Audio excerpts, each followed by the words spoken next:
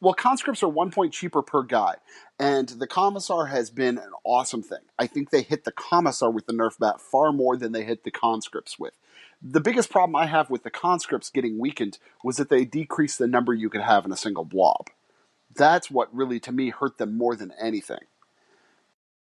I don't think that was as much as that commissar. The commissar only, if you're guaranteed to fail, you just lose an extra guy because you got some asshole in back that's shooting people in the head with a bolt pistol. But here's the irony. I think you've replaced the commissar, the need to have a commissar with the squad, with the need to have a Primaris Psyker and the psychic power that mental fortitude means they no longer even have to take a morale test. True. That is something that I always forget about, even though I am using three Primaris Psykers in my Right, because army. normally we think about it, well, we've already got the commissar. I don't mind losing one guy. And there's still a chance you could, in theory, of course, fail a 4+ psychic power. I'd be surprised, but maybe an Astropath would fail it with rolling 1 dice. That's still not bad. 15 points for an Astropath, you could have a 50% chance that your conscripts never run away. That's true, but you're only getting 1, and you're only, like you said, the cap on the unit only being 30 kind of still limits this whole thing. Absolutely. The cap on 30 is, I think, the bigger nerf that ever happened to them. Well, when you're only able to cast that mental fortitude once. Yep. So let's talk about what we are taking instead. Cadia, all these infantry squads. I've got auto cannons, I've got dozens of heavy weapons that I've built up, dozens of special weapons, plasma guns are just overcharged wildly because we're re-rolling to hits. That's the good replacement, I think, for Cadia not using conscripts anymore. You're getting a lot of firepower by just putting in a few officers and re-rolling everything. What stratagems caught your eye that you really want to use Cadia? It sounds ridiculous, but I do like having a Baneblade in my army. I back it up with Psykers, give it some extra durability, but then I get the Crush Them stratagem. It is hilarious with a Baneblade. You've got the 9 attacks, hitting on 2s. You roll over anything that comes near you and doesn't charge you. Rolled over a Demon Prince the other day. They're flat 3 damage, I believe, in melee. These things are monsters, and for 1 command point, you can just hit on 2+.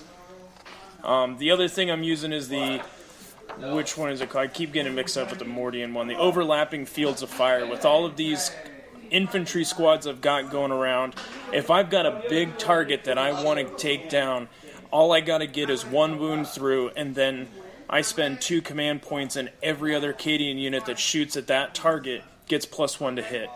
And I'm re-rolling to hit. It's very Necron-ish. Yeah, kind of the little spider walker thing. Yeah, we don't have spiders in our army, thank God, because I don't like those. Quick question. You guys can hear me, right? Okay, sorry, I had a phone call right there in the middle of it, which interrupted my Discord completely. Okay.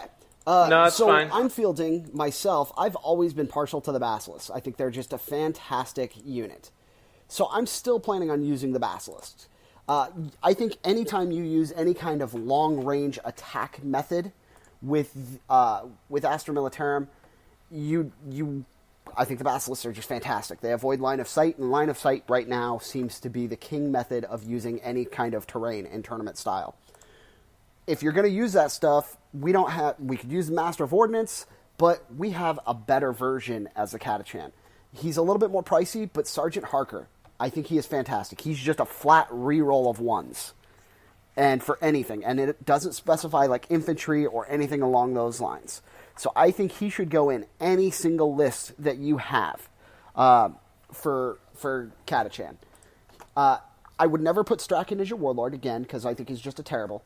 So I was planning on doing a company commander, a Primaris Psyker, and making that kind of melee response unit. And then using Harker to support my long-range Basilisks or Lemon Rust battle tanks, which I'm planning on, of course, having a handful of battle tanks. Whatever I can kind of afford to fit into the game based on the point caps. But I've always, like I said, been partial to the Basilisk, that indirect fire, that heavy, heavy thing. Your guard provide a huge, very effective screen element. What stratagems are you using for the Catachan? Okay. I will probably be using their unique stratagem. Remember how I sat there and talked about the flame units that kind of push that objective from cover point to cover point? So let's be honest, most of those objectives always seem to find themselves in terrain elements. Or if you place them in terrain elements. As you charge forward and you use that burn them out order, you've now pushed them off. You sit in that terrain element and you use ambush. So they come charging at you. At the end of any of your movement phases, sorry, not ambush, vicious traps. So you use the Catachan stratagem, vicious traps. You go in, you push the enemy off of that objective point, and you use vicious traps, so they come charging back in to get that objective, most likely, because you're sitting there with cover, and possibly if you've got another Psyker running around, you might even give them an extra armor bonus. You use the stratagem, so they come charging at you. On a 4+, you now do D3 mortal wounds, in addition to those 4 potential flamers that are going to burn them as they come into you. It can become very effective as a means of stopping people from charging into you. And that's not just for objectives. You can protect your artillery that you're saying that you're using, put them behind some terrain, and make them have to go around the long way. And for guard, that's cheap. I mean, 1 CP for guard is nothing. Also, the more melee you tend to be, it's something that I won't probably use, but it's possible, is the fire on my position. If I get to the point where the closer you are to enemies, the more stuff like that uses. But... Is that the Vox one? Yeah, that's... Yeah, because I tend to put Voxes in every one of my units. Everybody has a Voxcaster in my army, almost every time. Just... See, my leaders lead from the front line. I don't need Voxes. And I tend to lead pretty close, but with the more melee, your more response, you kind of have to run around to a certain degree more.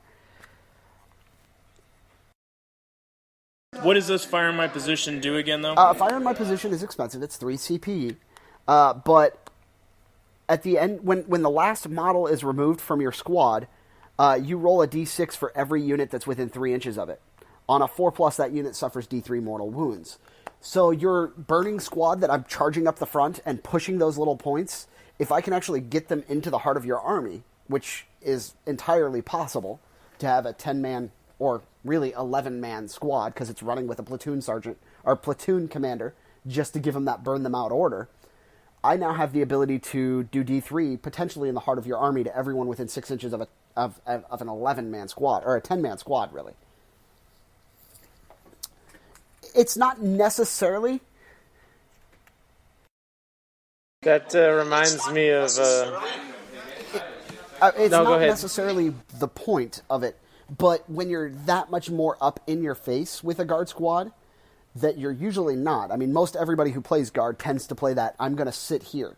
But as the Catachan, I think you're one of a couple different regiments that really need to push the line.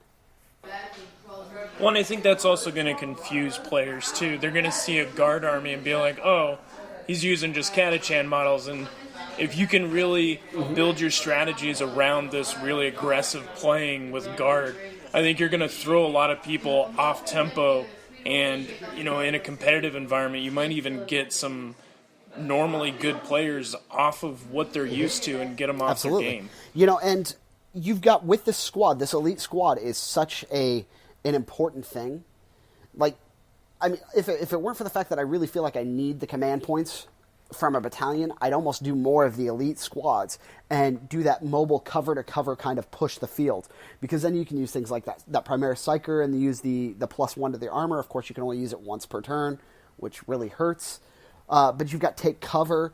You could end up having a guard squad with, +1 from cover, +1 from taking cover, +1 from the psychic power. You could have a guard army with a 2+ if you stack up the saves enough.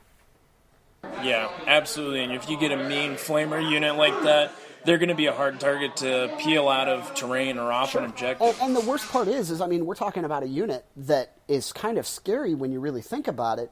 They're easy to kill if you get them in the open, but they're hard to pull off an objective, and they're only like 120 points. If I up it and go with a Psyker running with it, I mean, even if I just threw a cheap Astropath or something, or full Primaris Psyker, it's still a fairly cheap guy that just... it's still less than 150 points that can really be a big thorn in somebody's side. BJ, have you seen this Grenadiers stratagem and thought about using that with your Catachans, where up to 10 guys can each of them can throw a grenade, and getting a 10-man infantry squad, just 10d6 frag grenade shots, point blank in your face. Absolutely have. I use it in Overwatch all the time, and it scares the pants off. Well, especially people. with the veteran squad, who's already so up in your face anyway. It's just pushing that front line. Why wouldn't it? It's absolutely something. But, of course, I tend not to think about it for using the Overwatch. I'm thinking about it if I don't necessarily need to charge with that shotgun-armed veteran squad, or even a standard squad. I don't remember if standard guardsmen have it, and I'm trying to pull it up real quick. Frag grenades? Yeah, they do. Yeah. Okay. Yep. Well, they didn't in the last edition. Well, yeah, I don't think they had it in the last edition. Well, they now they do. Didn't. Yeah, why they didn't has always been kind of stupid, but understandable. But yeah, absolutely. And especially in those squads like the push in the front, and the closer, the more you want to push that front line, and some of the squads that don't have flamers, yeah, frag grenades and the Grenadiers is fantastic. And you're not as, like I said, deathly afraid of being in melee as a Catachana as most people, especially if you're playing against Squishy Eldar.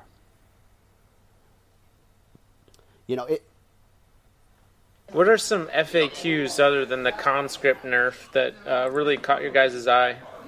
I saw that someone had posted, I didn't catch on my first read through, but Take Cover got changed to Astra Militarum Infantry. It's not just the Astra Militarum, but only infantry units that can be using it. I was using it for a Baneblade to give it a 2+ armor on top of a Psychic Barrier going up to a 1-up. I know a lot of people were really abusing that stratagem anyways of getting +1 to saving throws. So it's probably a good thing. It's kind of sad, but... What about you, BJ? I always thought that one of the things I've talked about is the fact that Commissar Yarick has the fixed warlord trait to voice of command, which would give him the ability to issue orders to his regiment. The problem was his commissars, like the Lord Commissar or Yarick, couldn't actually pick a regiment. However, that's now changed. It's specified that they actually pick a regiment when they actually get that power. Yeah, so you can, if you want to have a commissar-led army, play a real narrative game. I think those are more fun when there's no officers around and they're being led by someone like Yarick or a regular commissar. Well, it's the old concept of Tanith First and Only. Now you can make Gaunt's Ghosts and actually make it in the game. Yeah, it's gonna make them a lot more fun for people to play. They made all the regimental rules, and you can play any way you want with this book. It's just everything, any way you want to build it, there is a way. A way to make it not only viable, but also to have fun with it. Let's move into the closing thoughts or a cool down. Just talk about whatever you haven't mentioned in your army or things you're really looking forward to trying out. Mixing regiments. Yeah, absolutely. A lot of these things are absolutely power. BJ, I know that you and I talked about mixing some regiments with my Cadian list. Actually, my Baneblade is now Vestroyan because of its stratagem of +1 to hit, or +1 ballistic skill on all those guns that it can hold. Yep. And I've toyed around with the idea of doing something like my Catachan Elite with the burner guys, and then doing it with Talon Valkyries to fly them in, and doing a grav shoot insertion, so I could get them in there much, much faster. Don't they have to be the same regiment if they But go in they're the transport? I don't think Or so. do they not have to? I think they just... I never thought about it because I haven't done too much mixing around. No, they don't care. They don't care what regiment. That's awesome. So I was always thinking about doing the Talarn so that they can move and fire all their weapons without penalty. And then I don't have to worry about dropping in hover mode. Now, I can, of course, drop into hover mode and put them... How close can you disembark a vehicle? I could disembark them pretty much right on. Wow, yeah. I haven't looked at they're one of the couple that I haven't looked at. That would be pretty brutal. because you could fit two